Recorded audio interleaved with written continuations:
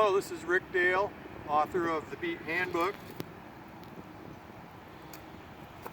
doing my annual reading at Jack Kerouac's grave in beautiful Edson Cemetery in Lowell, Massachusetts. This is October 6th. It's during the annual Lowell Celebrates Kerouac Festival, which kicks off tonight with a pub crawl at 6 o'clock at the Worthen. Hope to see you there. This is the 50th anniversary of the publication of Jack's book Satori in Paris, so I'm going to read a short chapter in honor of that occasion.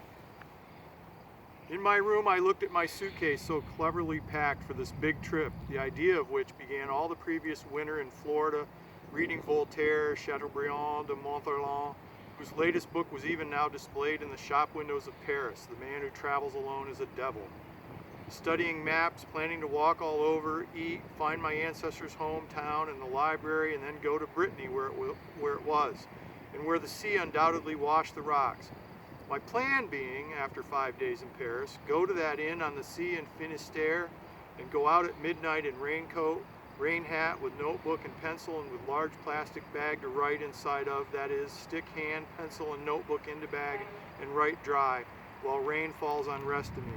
Write the sounds of the sea, part 2 of poem Sea, to be entitled Sea, part 2, the sounds of the Atlantic at Aix, Brittany. Either at outside of Carnac or Concarneau or Point de Penmarche or Douarnenez or Puys-Mémoudo or Brest or Saint-Malo. There in my suitcase, the plastic bag, the 2 pencils, the extra leads, the notebook, the scarf, the sweater, the raincoat in the closet, and the warm shoes. The warm shoes indeed.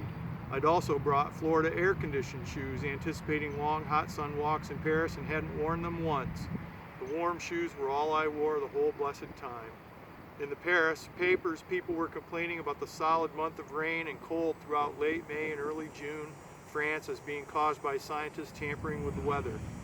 And my first aid kit and my mittens for the cold midnight musings on the Breton shore when the writing's done, and all fancy sports shirts and extra socks I never even got to wear in Paris, let alone London, where I'd also planned to go, not to mention Amsterdam and Cologne afterwards.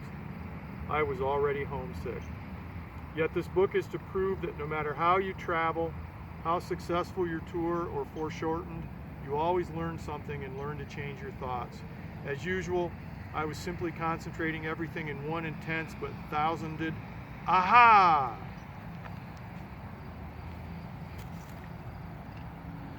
Here's to you, Jack.